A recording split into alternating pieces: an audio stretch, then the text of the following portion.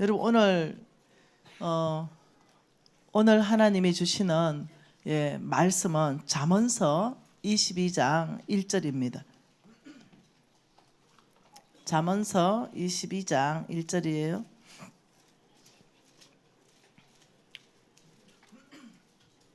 한 절입니다. 많은 재물보다 명예를 택할 것이요 은이나 금보다 은총을 더욱 택할 것이라. 한 번 더 읽을까요? 많은 재물보다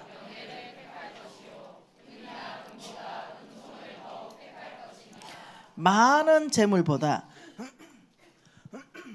명예를 택하라. 많은 재물보다 명예를 택하라. 그리고 또 말씀하시길 은이나 금보다 은총을 택해라. 이렇게 말했어요. 그러니 이거는 우리는 많은 재물, 왜 이런 말씀 하셨을까요? 많은 재물보다 명예를 택해라. 왜요? 많은 사람들이 많은 재물을 택한다는 거예요. 그렇기 때문에 많은 재물보다는 명예를 택하라고 말하는 거예요. 그리고 또 뭐라고 하냐? 은이나 금보다도 뭘 택해라?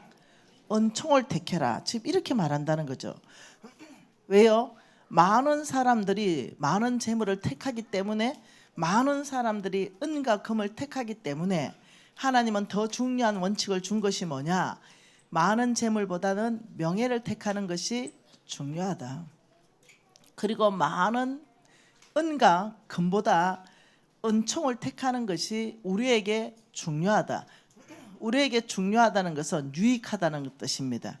우리에게 굉장히 유익하고, 우리를 위해서 많은 재물이 우리를 위해서 유익한 것이 아니라, 은과 금이 우리를 위해서 유익한 것이 아니라, 하나님을 섬기고 우리가 이 땅을 살아가는 데 있어서 가장 유익하고 좋은 게 명예이고 은총이다.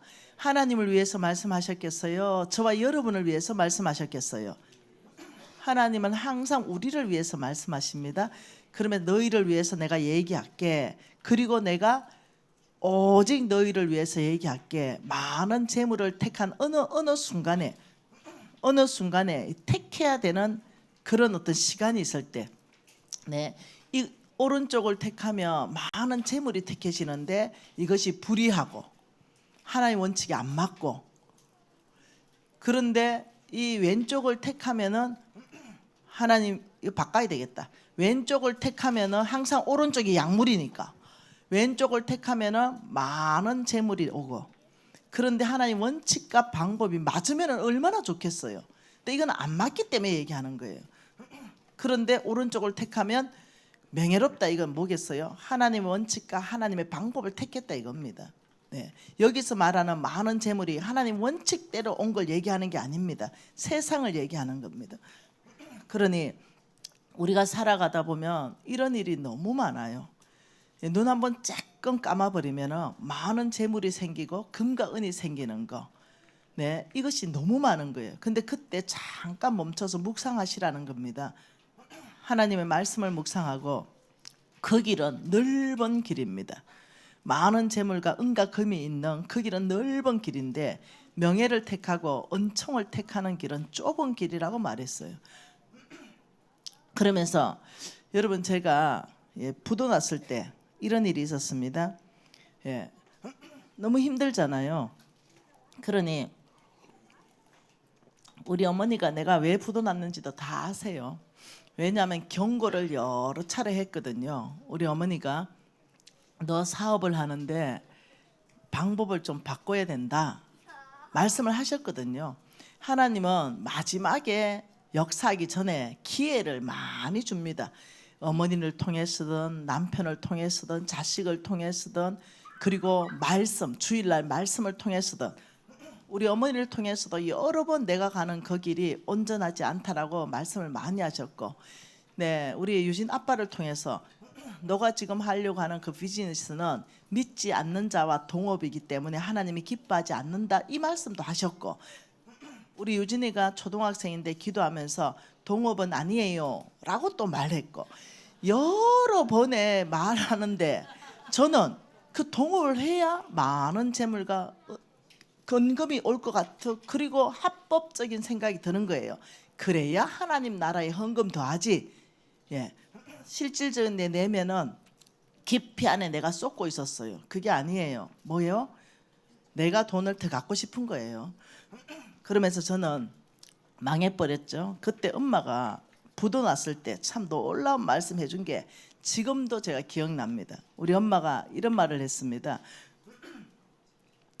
내가 막 슬퍼하고 내가 막 죽어버리려 하고 이걸 왜 옆에서 어머니가 모르겠어요. 근데 한 번은 앉아봐라 이러더니 네가 돈을 다 잃었지. 예, 이러니까 참 작은 걸 잃었다. 참 작은 걸 잃었다. 이렇게만 나는 태산 같은 걸 잃었어요. 저는 하늘이 무너지는 것 같이 저는 느껴졌어요. 근데 한번 앉아봐라. 너는 참 작은 걸 잃었어. 그래서 눈이 그때 이만해졌어요. 그러더니 우리 어머니가 이랬어요. 그런데 너는 명예를 잃는다면 다 잃는 거야. 이렇게 말했어요. 그러면서 제 솔직한 심정은 보증을 안 갖고 싶었어요. 보증 선거. 내가 보증을 썼어요. 그 돈을 10원도 사용해 보지 않았어요. 이것을 갚고 싶지 않는 마음이 내 안에 계속 올라왔어요. 내 책임이 아니라는 생각이 자꾸 들었어요. 그러니 보증선 빚을 가지고 내가 내 재산 다 정리해 줬는데, 근데 우리 어머니가 그때 이렇게 말합니다. 보증선 빚을 최선을 다해서 갚거라. 이렇게 말했어요. 그때 제가 정신이 번쩍 들었어요.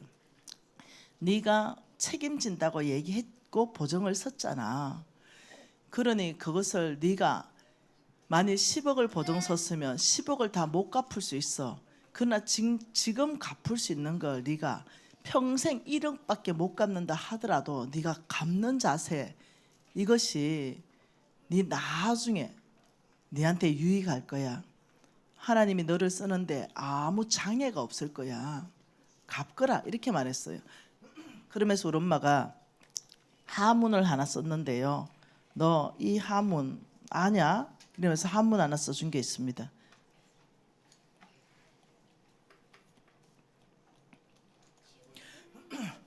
여기 왜 안 나와요? 예, 미진. 이 한문을 하나를 딱 써주면서 이 이름 뜻이 뭐냐? 너희 아버지가 너에게 이름을 지어주셨다. 아름다운 미, 법의 진입니다. 이렇게 대답했어요. 왜 아버지가 너에게 참진을 쓰지 않았는지 아느냐?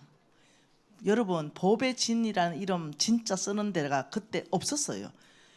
뭐 거의 대부분이 참진을 씁니다, 이름에. 근데 왜 법의 진을 쓴지 아냐?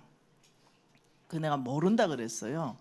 아버지가 나한테 말씀해 주는 거 우리 엄마하고 대화하고 싶지 않았어요. 그래서 그냥 무조건 그냥 몰라 이렇게 대답했어요.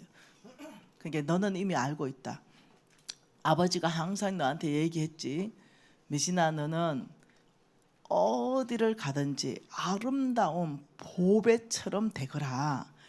네가 아름다운 보배, 어디에 있든지 하나님에게 아름다운 보배, 그리고 사람에게도 아름다운 보배, 그 의미에서 이 이름을 지어줬다. 그런데 이러면서 아름다운 보배가 되기 시작할 때 너의 이름에서부터 뭐가 나오겠냐? 향기가 나오기 시작할 거다.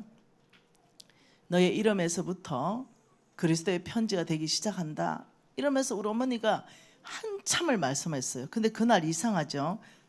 그게 들려지네요. 어머니 말씀이 들려졌어요. 그러면서 너의 이름에서부터 향기가 나오려면 하나님 말씀대로 네가 아무리 가난해도 더 가난한 사람에게 빵 하나 줄 수 있는 여유를 갖거라. 이래 말씀하셨어요.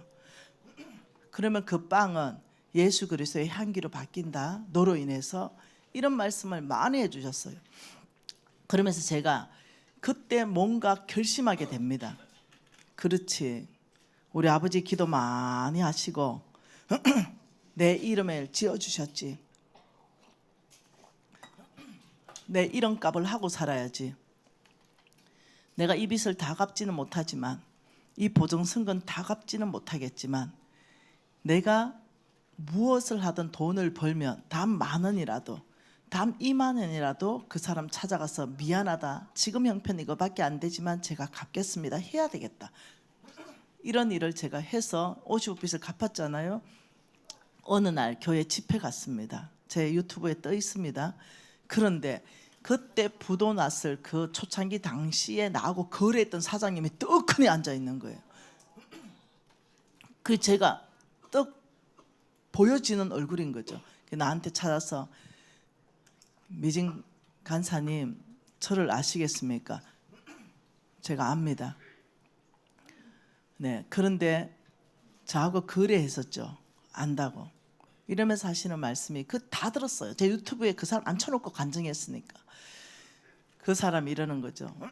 제가 오늘 당신을 보고 싶어서 왔다. 왜요?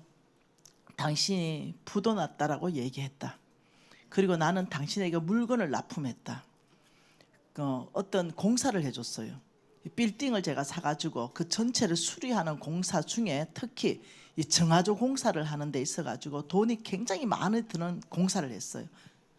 그때 당신이 나한테 정직하게 이렇게 말했다. 사장님, 제가 부도 났어요. 굉장히 어렵습니다. 제가 마지막으로 이 빌딩을 하나 사서 한번 재개를 하고 싶은데 제가 지금 이 공사비 이만큼 전체를 다 드릴 수 없을지도 모르겠어요. 그런데 최선을 다해서 드릴게요. 이렇게 하고 공사를 시작했어요. 그 사람이 저를 믿어줬어요. 최선을 다한다는 말에. 근데 그 공사비가 그때 당시로 수천만 원이었어요. 지금으로 말하면 한 3, 4억 정도 되겠죠. 그런데 부도가 나버렸어요. 그래서 그 사장님한테, 사장님, 제가 공사비를 준다라고 약속했는데 사장님, 돈이 없어서 공사비 지급 자체를 저를 신뢰하고 조금만 늦춰주세요. 제가 반드시 갚겠습니다. 이렇게 얘기한 거예요. 그리고는 제가 그 공사비를 다 갚은 거예요. 그 사장님이 지금 앉아 있는 거예요. 그러면서 뭐라고 하냐면, 그때 당신이 그렇게 얘기하고 제가 예수 믿는 사람에 대한 신뢰가 생겼다. 이러면서 이제 얘기를 한 거예요. 그러니 저의 그 어떤 결정과 행동은 우리 예수 그리스도의 이름이 존귀하게 된 거예요. 언제 어떻게 만날지 모른다고 우리 엄마가 얘기한 거죠. 보존선거 갚거라. 하나님이 너를 쓰실 때 언제 어떻게 누구를 만날지 모른다. 너는 하나님께 보배가 되고 사람에게도 보배로운 그런 행동을 해라 했을 때, 만일 그 공사비를 다 못 갚고 거기 앉아 내가 강의했으면 그날 어떻게 됐겠어요? 그날 어떻게 됐겠어요? 너 빚 갚아 이래 되겠죠. 그런데 그 사람이 만일 얘가 갚고 있는 중이었다면 어떡할까요? 괜찮죠. 예를 들면 3천만 원이라 했을 때 다음 100만 원이라도 갚고 있는 중이었으면 괜찮죠. 근데 내가 안면 싹 많이 바꿨다면 어떻게 될까요? 그러면 내 이름의 명예도 실추되고 하나님의 이름의 명예도 나로 인해서 그 사람은 신뢰하지 않게 되죠. 그 사람 내가 예수 믿고 있는 거 다 하니까. 그러면서 그것이 저한테는 굉장히 어떤 엄마가 그렇게 교육해 준 거에 대해서 크게 결정하는 어느 순간이 그 순간이었던 게 기억났습니다. 그래서 저는 명예를 택해라 했는데 도대체 명예에 대한 정의가 뭐냐. 명예는 이렇게 말했어요. 훌륭하다고 인정되는 이름, 그 다음 그 이름의 존엄, 그리고 품위, 그 특별히 그런 사람에게 수요되는 어떤 칭호. 그래서 대통령 명예훈장 이런 것도 있듯이 훌륭하다고 인정되는 그 이름이 명예이다. 이렇게 이제 되어 있어요. 그러면 은총은 뭐냐? 이 은총이 하나님께서 사람에게 무상으로 주는 선물이 은총이라는 거예요. 두 번째는 인간에 대한 하나님의 자비로운 호의, 이것이 은총이라는 거예요. 세 번째는 우리가 하나님께로부터 받은 가장 큰 은총이 그러면 뭐냐? 예수 그리스도라는 거예요. 그리고 네 번째는 뭐냐? 하나님이 선을 행하도록 비춰주시는 우리에게 초자연적인 힘을 주는 거. 그러니 하나님이 우리에게 무상으로 자비로운 호의를 베푸는 그 놀라운 선물을 예수 그리스도를 주셨어요. 그 하나님께 은총받은 우리는 그 힘으로 또 사람들에게 은총을, 선을 행하며 은총을 비출 수 있는 초자연적인 힘을 또 준다는 거예요. 그래서 제가 성경에 찾아봤죠. 스가랴 말씀에 보니까 이래요. 스룹바벨에게 하나님이 말했어요. 은총이 그에게 있을지어다. 이렇게 말하면서 이 성전에 이 어떤 기초를 스룹바벨 너의 손으로 네가 기초를 놓았는데, 그리고 또한 너의 손으로 그것을 마치는 데까지 내가 은총을 베풀 것이다. 이 말씀이 있어요. 사무엘 하 말씀에 보니까 다윗이 모든 사울을 꺾고, 사울은 죽고 요나단도 죽고 다윗의 왕국이 세워졌어요. 그때 다윗이 사무엘하 9장 1절에 이렇게 말합니다. 사울 집에 아직도 남은 자가 있느냐, 이렇게 여러분 전직 그 사울 집에 남아있는 사람이 있으면 불씨가 생깁니다. 그래서 왕족은 5족을 멸한다, 6족을 멸한다, 이런 게 있잖아요. 씨도 안 남겨 놓습니다. 몽땅 다 죽입니다. 왜? 불씨가 되니까. 그런데 다윗이 말한 것은 그 불씨를 없애기 위해서, 죽이기 위해서 하는 게 아닙니다. 이렇게 말합니다. 사울의 집에 아직도 남은 사람이 있느냐, 내가 요나단, 나의 친구 요나단으로 말미암아 그 사람에게 은총을 베풀리라. 자, 은총의 뜻이 뭐라고요? 하나님이 우리에게 무상으로 자유롭게 베푸는 호의라 그랬죠. 근데 그 엄청나게 무상으로 우리가 받은 것이 예수 그리스도라 그랬어요. 그런데 우리를 통해서 또 선을 베풀 수 있는 초자연적인 힘을 우리에게 준다 그러죠. 다윗은 예수의 힘, 성령의 능력으로 이 일을 감당하는 거죠. 사람의 생각으로는 못하는 거예요. 그러면서 9장 3절에 가면 이렇게 말합니다. 그 남은 자에게 하나님의 은총을 베풀려 함이라. 이렇게 말해요. 그러니 나의 은총이 아니라 하나님의 은총을 나를 통해서 내가 그 사람에게 베풀 것이다. 이렇게 말한, 이게 은총이라는 거죠. 우리는 하나님께 진짜 값없이 은총을 받았다면 이 은총을 받은 사람은 그 성령의 능력의 힘으로 또 다른 사람에게 선으로 은총을 베풀 수 있는 초자연적인 힘을 주신다. 그러면서 다윗이 고백하기를 하나님의 은총을 나를 통해서 하나님이 베푸시기를 원하신다. 이러면서 이제 9장 7절로 가보면은 내 아버지 요다나로 말미암아 내가 은총을 너에게 베풀 것이다. 이러면서 그 은총의 내용이 나옵니다. 첫째, 너의 할아버지 사울의 모든 재산을 너에게 다 줄 것이다. 여러분, 사울이 재산을 보통 가지고 있었겠어요? 이걸 다 줄 것이다. 손자에게. 여러분, 안 줘도 되는 거잖아요. 근데 하나님의 은총을 받은 사람은 아는 거예요. 하나님, 제가 값없이 예수 그리스도 당신의 목숨을 제가 은총으로, 진짜 값없이 은혜로 정말 받았습니다. 아버지, 저도 이렇게 은총을 베푸는 삶을 살게 해주십시오.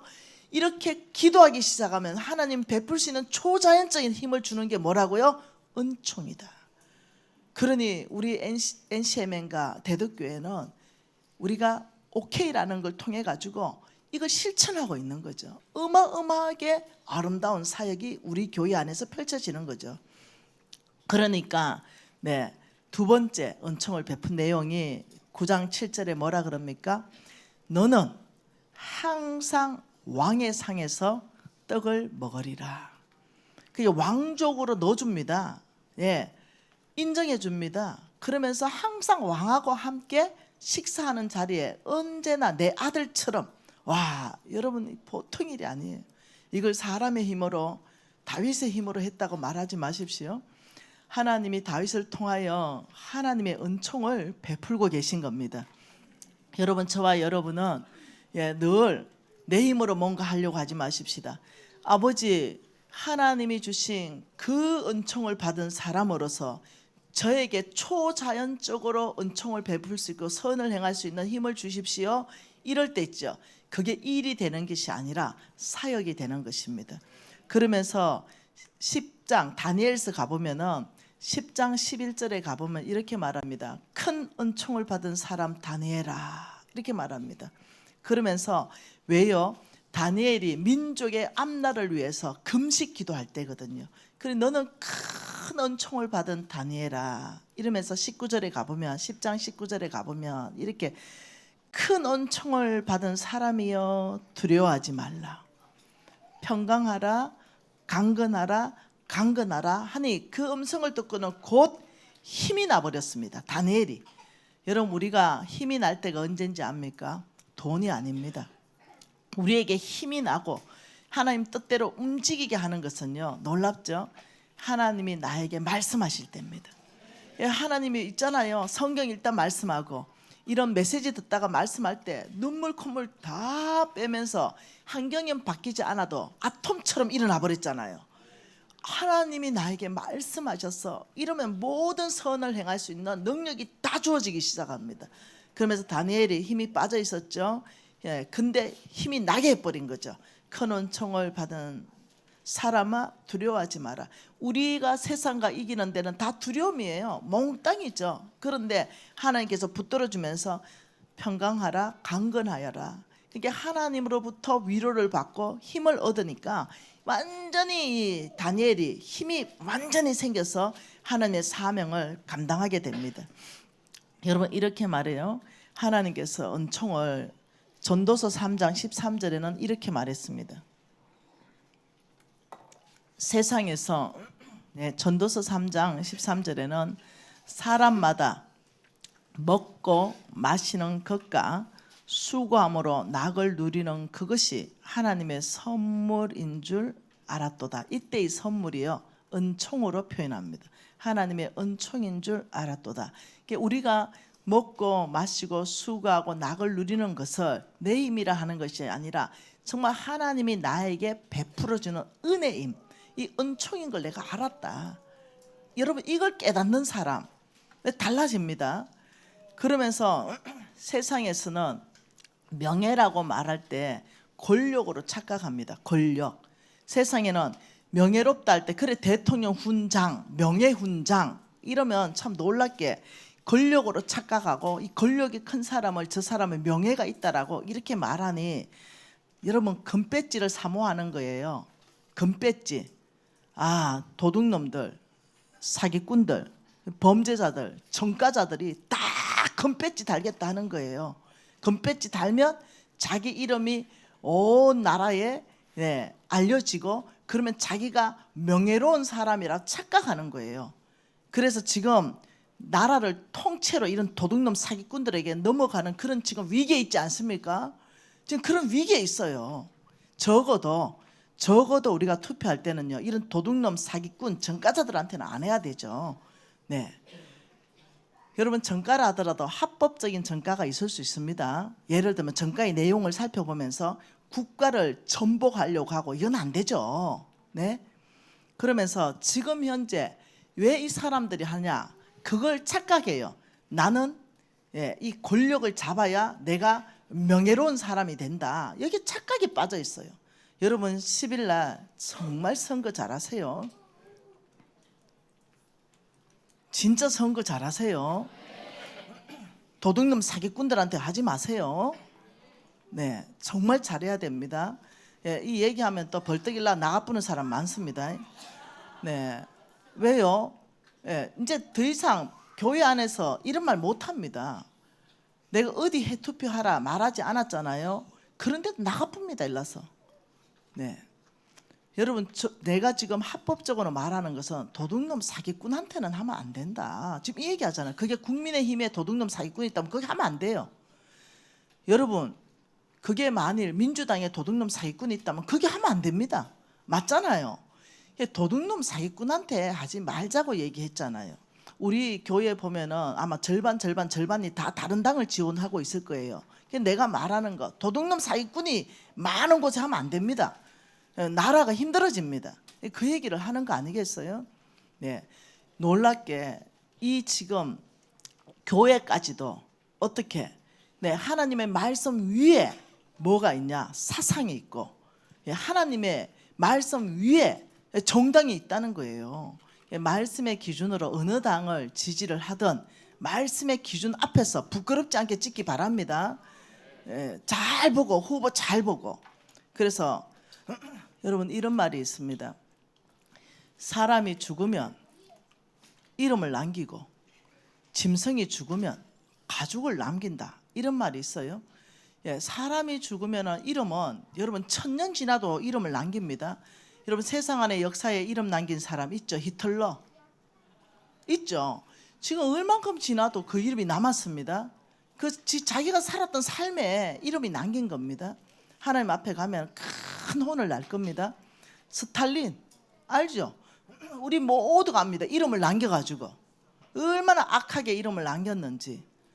캄보디아 대량 학살한 사람 폴포트 알자. 우리 모두 캄보디아에서 200만 명이 다 죽어나간 거 다 알잖아요.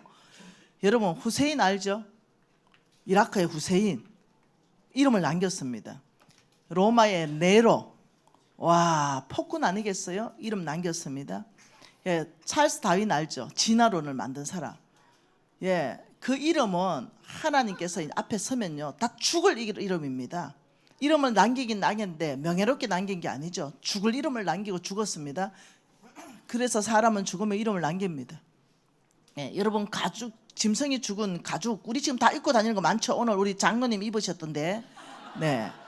이 가죽을 남기는 거예요. 그 100년 지나도 그 가죽 잘 안 떨어져요. 이 중요한 거라는 거죠. 여러분 세상 안에서 좋은 이름 남긴 사람, 미국에서 노예 해방시킨 사람 링컨. 그 이름 하나님 앞에 가면 얼마나 칭찬받겠어요. 나이팅게일 알죠? 간호사.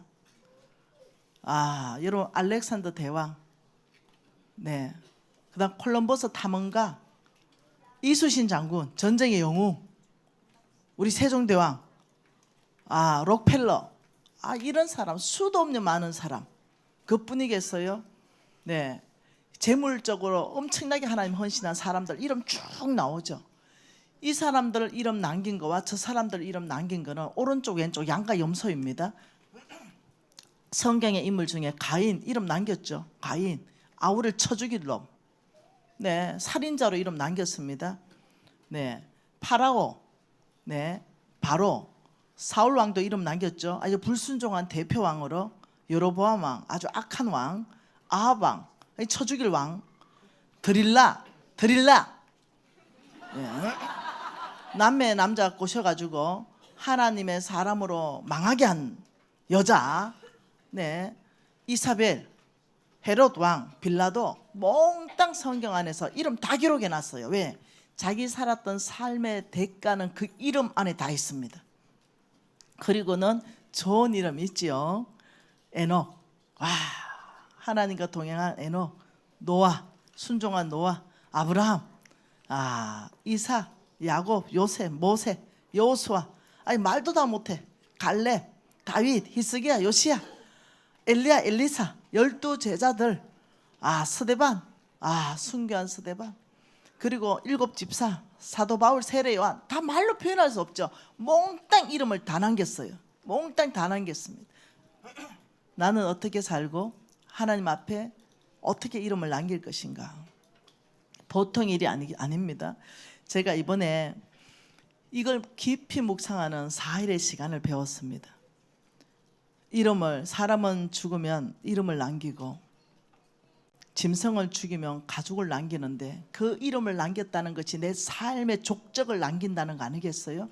하나님은 꼼꼼스럽게 계산 다 하시잖아요. 여러분 느헤미야 3장에 보면은 이런 보통 일이 아니에요. 자 보십시다. 느헤미야 3장 잠깐만 봅니다. 느헤미야 3장에 보면 우리 하나님의 스타일, 느헤미야 3장에 예루살렘 성벽을 중수하는 거 아니겠어요? 자 그때에 대제사장 엘리아삽이 그의 형제 제사장들과 함께 일어나서 양문을 건축했다 이렇게 말해요. 자 2절 같이 읽습니다. 그 다음에 여리고 사람들이 건축하였고 또 그 다음에는 이므리의 아들 삭굴이 건축하였고 어무는 하스나의 자손들이 건축하였고 들보를 얹고 문짝을 닫고 자물쇠와 빗장을 갖추었고 그다음에 학고의 손자 우리아의 아들 무레모를 중수하였다. 더 안 읽어도 돼요. 우리 하나님 스타일이 어떠냐면 장부 정리를 하는데 그 스타일을 보여주고 있어요. 어떻게 이렇게 말했어요. 김미진이 성전 건축하는데 문고리를 달았다. 이러니까 상급 주기 위해서 이제 생명책과 행위책이 있잖아요. 예, 성경에는 생명책이 있고 행위책이 있습니다. 그 계시록에 뭐라고 말했습니까? 너희들이 살았는 삶대로 행위책에 기록된 대로 내가 상 줄 것이다. 명확하게 얘기했어요. 그 생명책 우리 다르가 있고 행위책에 있어 상 받는 데 있어서 네 이제 예를 들어서 이렇게 오지연 나오라 이름이 쉬운 게 김순자 나오라 이랬어요. 김순자 네 나오라 이러니까 김순자가 100명이 나오는 거야. 이름 다 똑같은 거야. 그런데 이렇게 말하는 거죠. 김순자의 어머니 이름 딱 얘기하는 거야. 그 어머니 이름도 똑같아서 한 30명 남았어. 그 어머니의 할머니 이름을 얘기하니까 다 떨어져 나가고 김순자만 남았어. 우리 하나님이 공의롭고 정직하고 투명하게 상급 주기 위해서 할아버지 누구, 아버지 누구, 그의 손자 이렇게 나오는 거예요. 그러면 어떠냐? 3대 4대까지 기록을 다 해놨기 때문에 이름 똑같은데 상 받는데 하나도 헷갈리지 않는다. 그리고 우리 하나님 어떻게 하냐? 그 문고리, 문빗장, 문고리까지 그 자물쇠까지도 누가 성전 건축하는데 했냐? 이거 다 기록한다는 거예요. 그 꼼꼼한 그 하나님이 예 순교자들 기록 안 하시겠어요? 예 돈이 많은 재물과 금과 은을 선택하지 않고 하나님의 원칙, 하나님의 방법을 선택한 그 명예로운 선택에 대해서 그 사람의 선택, 믿음의 선택을 기록하지 않겠어요? 우리 하나님 스타일 자체가 엄청 꼼꼼한 거예요. 그래서 김미진이라도 이름이 엄청나게 많잖아요. 그러면 이제 우리 엄마 이름 나옵니다.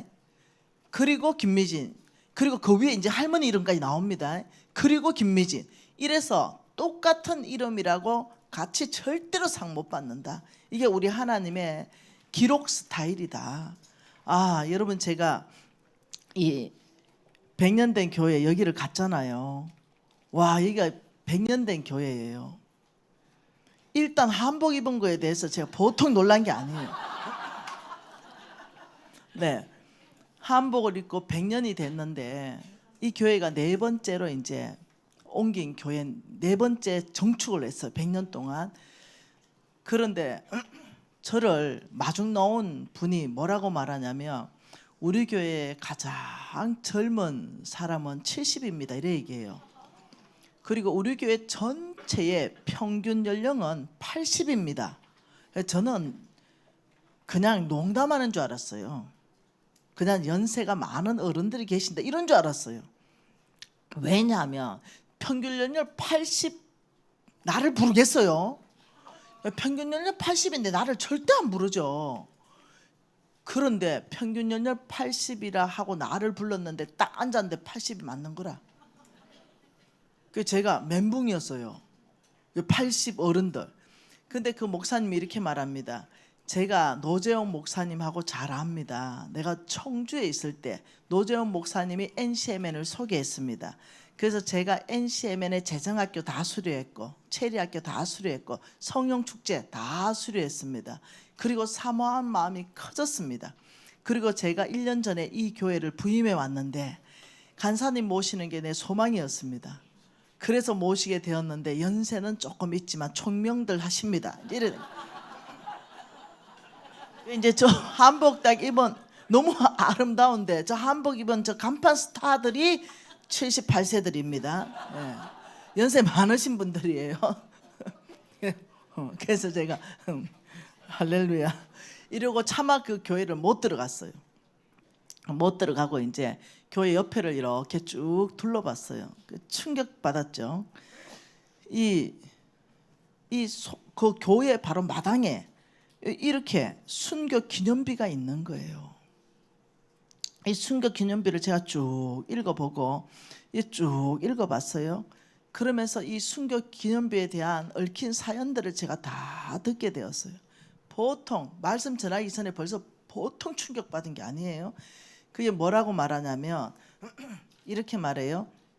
신덕철 전도사님이 여기 있죠. 신덕철 전도사님이 담임 전도사님이었대요.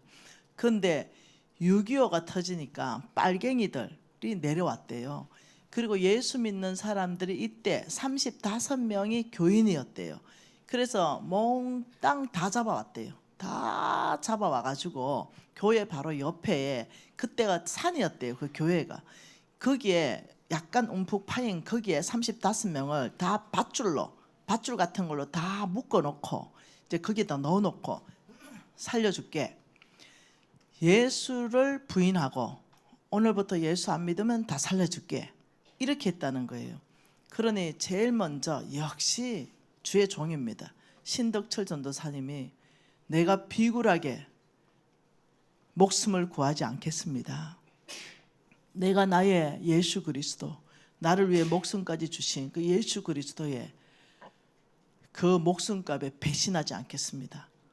그리고 이 사람이 하늘 가는 밝은 길이 하고 찬양하기 시작합니다. 그러니 그 35명 성도 몽땅이 그 전도사님 뒤에 완전히 뭉친 거예요. 그러면서 제가 충격받은 건 이겁니다. 그 중에 임신한 여인이 있다는 거예요. 그 중에 임신한 여인의 고백이 여기 적혀 있는 거죠. 여기에 자신들의 영혼을 주께 부탁하고 하나님 아버지 품에 안길 때 여기에 뱃속의 아이를 위해 영혼을 부탁하고 죽어간 여인이 있는데 이 임신한 여인 앞에 죽창이 놓여 있었어요. 죽창. 그러면서 이 아이를 살리라. 예수를 부인하면 너도 살고 이 아이를 살린다. 그러나 너가 부인하면 죽창 알죠? 큰 대나무 창. 너 아이 배가 간통하게 될 것이다. 이 두려움 앞에 이 여인이 이렇게 고백합니다. 저 비굴하게 내 생명을 구하지 않겠습니다. 예수를 배반하지 않겠습니다. 기도할 시간을 주십시오. 이러고 꿇어앉아 기도하는데 아버지 저들의 죄를 저들에게 돌리지 마옵소서. 저들의 영혼을 불쌍히 여겨 주옵소서. 이 마지막 기도하는데 죽창이 그 아이와 그 어미의 배가 통과됐다는 거예요. 와, 여러분 제가 무슨 강의를 하겠어요?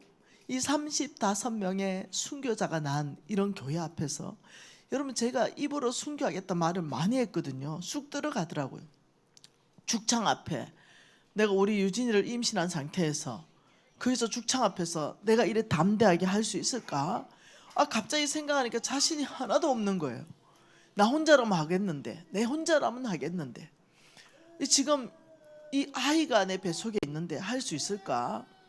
그런데 그 앞에서 우리 믿음의 선배들은 제가 비굴하게 목숨을 구하지 않겠습니다. 제가 예수 그리스도를 배반하지 않을 것입니다. 내 제목이 예수 믿는 것 때문에 죽어야 한다면 제가 마땅히 순교하겠습니다. 이렇게 했다는 것에 대해서 너무 충격받았어요. 제가 엄청나게. 그래서 제가 이제 하루 시간을 보내고 그 다음날 제가 이렇게 갔어요. 여기가 순교자의 비가 있더라고요. 이게 순교비. 여기가 어떠냐면 그 순교자들이 죽은 장소, 교회에서 얼마 떨어지지 않았어요. 그게 35개의 유해를 이제 발굴해 오는데 이 순교자의 비에 이제 쭉 또 적혀 있어요. 그러면서 쭉 있는데 너무 놀랍고 충격적인 게 거기에 침례터가 있어요. 침례터. 근데 여기에 아주 맑은 물이 그 순교자 비에서부터 흘러나와요. 그래서 이걸 보면 여기 지금 순교자 비죠. 그리고 바로 2m 떨어져서 세례터가 있어요. 그 이 세례터에 물을 막으면 이 물이 꽉 차는 거예요. 그래서 이 교회가 거기서 침례를 준다는 거예요. 근데 순교자의 비 밑에서 물이 흘러나오는데 그게 거기서 나오겠어요? 먼 산에서부터 땅 밑으로 해가 걸러 나오겠어요? 아무래도 저 먼 산에서부터 물이 걸러 모여서 이 밑으로 가겠죠. 근데 거기에서 침례를 준다는 거예요. 와, 제가 한번 생각해 봤어요. 침례 받을 수 있을까? 와, 그래서 내가 신이재 보낼 생각을 했습니다. 신이재는 침례를 너무 좋아하거든요. 야, 이제 네 여기 들어갔다 오라. 신이재는 뻑하면 그래요. 침례가 좋죠. 이래 얘기하거든요. 희재 일로 가라. 그런데 그 앞에서 갑자기 멍해지더라고요. 나 여기 침례를 받으려면 안 받을 것 같아요. 순교자들 밑에서 나오는 그 물에 딱 들어갈 때 그때 느낌이 어떨까? 순교하겠습니다. 저도 믿음의 선배 뒤 따라가겠습니다. 이런 고백 아니면 여기 받을 수 있을까요? 그래서 우리 헌 목사님한테 얘기했더니 우리 교회 몽땅 거기 가서 다 들어갔다 나오자.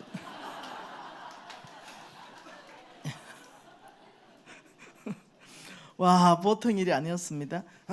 그러면서 이제 두 번째, 이제 그 교회를 설립한 설립자, 이분이 누구냐면 나옥매 평신도입니다. 이분이 그 교회를 설립했어요. 그리고 이 사람은 전도해가지고 그 교회를 설립했는데, 그게 너무너무 빨갱이들이 많이 오니까 그 산골, 상월 마을로, 거기에 이제 이 나옥매 전도 부인은 거기에서 이제 이 상월 그리스도 교회를 설립해가 있는데, 그 딸이 누구냐면요, 김수님입니다. 나옥매의 딸 김수님이 박석현 목사님과 결혼해서 외손자 박원택을 낳았어요. 그러니 원택이 하고 그다음 이 목사님 부부가 그 상월 마을로 피신을 간 거예요. 왜? 꼴짝이는 그런 빨갱이가 모으겠지 이런 생각으로 갔는데, 그 마을에 빨갱이가 다 닥쳐서 한쪽으로는 35명이 다 순교하고 한쪽으로는 이 집에 쳐들어온 거예요. 그러니 이 박원택을 하나밖에 없는 아들이니 지하에 숨겨버린 거예요. 너는 절대로 소리내지 말고 숨어 있어라. 엄마 아버지는 순교할 것이다. 이러고 어떤 일이 있어도 숨어 있어 하고 지하 강에다가 이제 넣어놓고, 이제 거기에 옛날에는 집에 살림을 살아주는 사람을 식모라 그랬습니다. 거기에 아주 어린 식모가 있었어요. 그 식모가 있는데 이 식모는 예수를 믿지 않았답니다.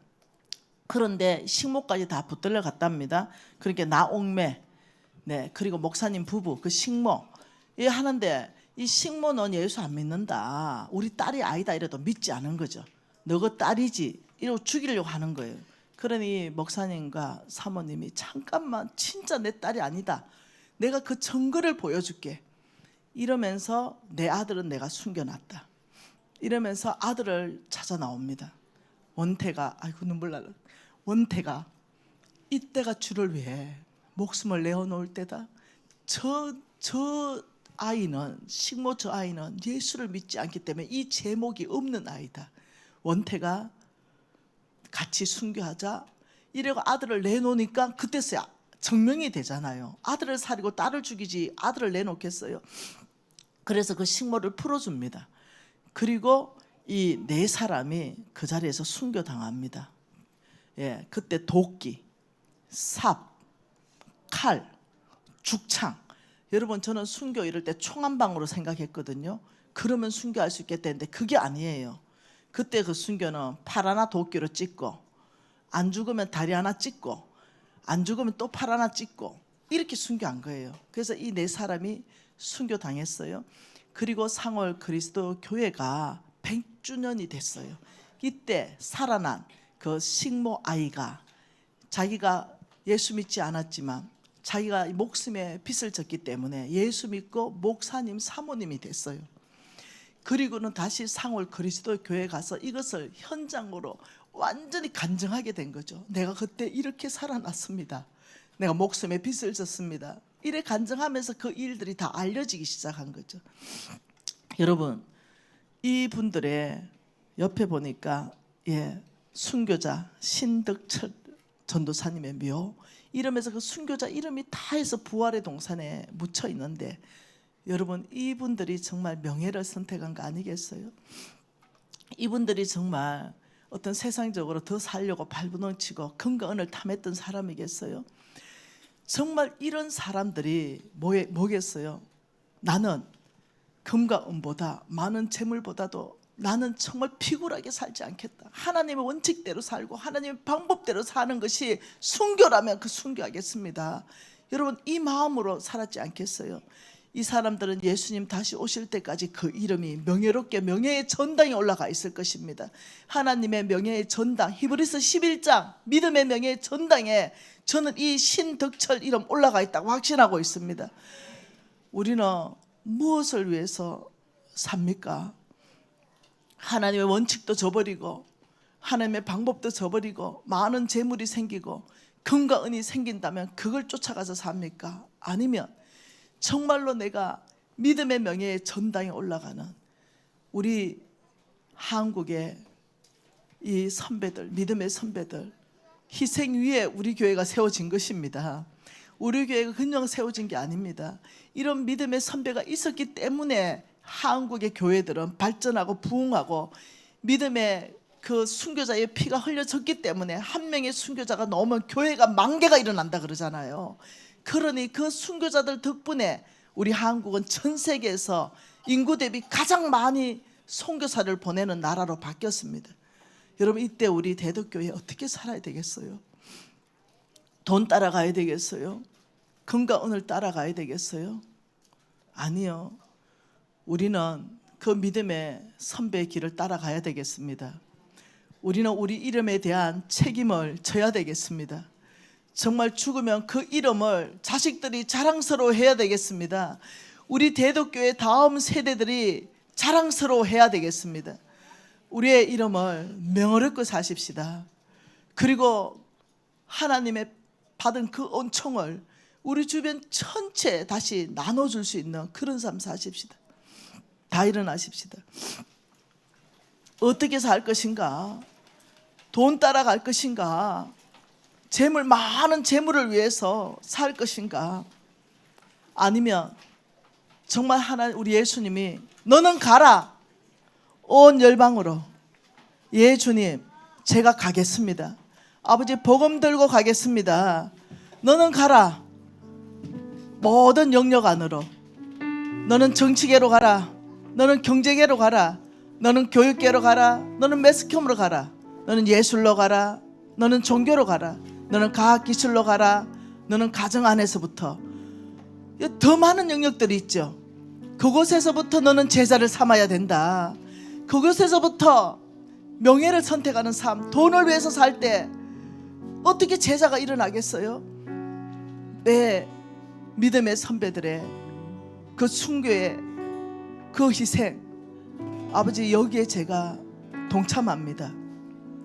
기분 나쁘면 그만둬버리고, 뜻대로 안 되면 그만둬버리고, 받은 사명 있는데도 그냥 둬버리겠어요? 사도 바울을 보십시오. 보라, 이제 나는 성령에 매여 예루살렘으로 가는데 거기서 무슨 일을 당할지 알지 못하나 오직 성령의 각 성에게서 나에게 증언하여 결박과 환난이 나를 기다린다 하시나 내가 달려갈 길, 주 예수께 받은 사명, 곧 하나님의 은혜의 복음을 증언하는 일에 마치려 하면은 나의 생명조차 조금 더 귀한 것으로 여기지 아니하노라. 여러분, 생명 내놔야 그 명예의 전단에 이름을 올릴 수 있습니다. 여러분이 맡은 일에 기분 나쁘면 그만두겠습니까? 하나님이 맡겨준 그 사명, 열받으면 그냥 다 때려치울 것이에요? 아니요. 그 사명을 마치는 일에는 생명조차도 조금 더 귀하게 여기지 않는 사도 바울의 그 뒤를 따라가야만, 순교자의 그 뒤에 따라가야만 우리 복음의 사주자 대한민국의 사명 감당할 수 있습니다. 여러분, 손 높이 들고 기도하고 저희들이 이 찬양을 나의 고백으로 생각하고 나의 형제를 파송하고 내 자신을 파송함으로 파송의 찬양을 부를 텐데요. 먼저는 아버지, 사도 바울의 길을 따라가겠습니다. 믿음의 순교자의 길을 따라가겠습니다. 저를 정치 영역에 보냈다면, 저의 경제 영역에 보냈다면 사명 끝까지 완수하겠습니다. 물러나지 않을 것입니다. 아버지, 그 땅 안에서 하나님 영광받게 할 것입니다. 여기에 나를 써주십시오. 아버지께 내 생명을 드립니다. 주여, 한번 부르고 통성으로 기도하시겠습니다. 주여, 예수님, 물러나지 않을 것입니다. 도망치지 않을 것입니다. 아버지, 사도 바울의 아버지 그 뒤를 따라갈 것입니다. 나의 생명조차도 귀한 것을 여기지 않으며 아버지 주님을 따라가겠습니다. 아버지, 우리의 순교자의 길을 따라가겠습니다. 그 길 안에서 아버지 나의 이름에 명예의 전당에 올라가도록 살 것입니다. 아버지, 우리 대덕교회 전체 안에 아버지 목숨을 내어놓는 헌신을 일으켜 주옵소서. 예수님, 주님 가겠습니다.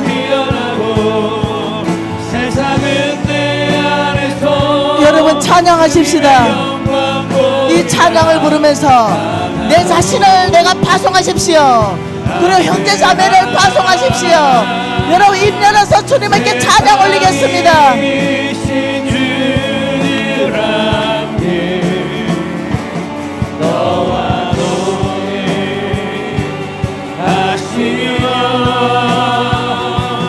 내게 새 힘을 주시니 너의 가는 길에 주의 평강 있으리. 평강의 왕 함께 하시리. 너의 걸음 주 인도하시리. 주의 강한 손 너를 이끄시리. 너의 가는 길에 주의 축복 있으리. 영광의 주 함께 가시니 내가 밟는 모든 땅 주님 다스리리. 너는 주의 길 예비케 되리. 주의 나라 위하여 길 떠나는 나의 형제여. 주께서 가라시니 너는 가라. 주의 이름으로 거칠은 광야 위에 꽃은 피어나고 세상은 내 안에서 주님의 영광 보리라. 강하고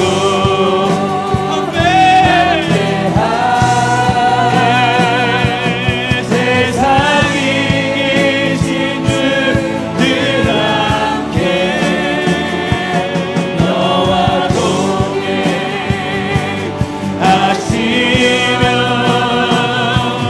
내게 새 힘을 주시리.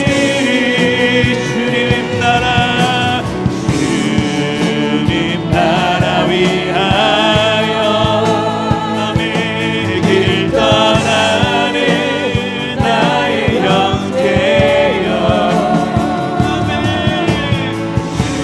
주께서 가라시니 너는 가라매 주의 이름으로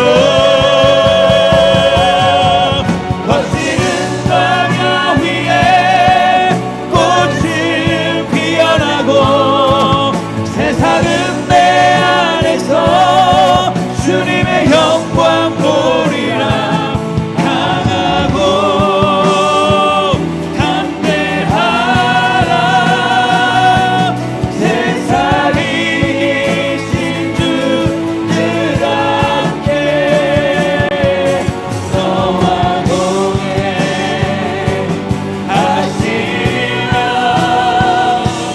내게 새 힘을 주시리.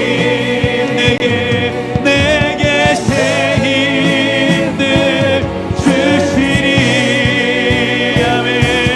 내게 새 힘을 주시리.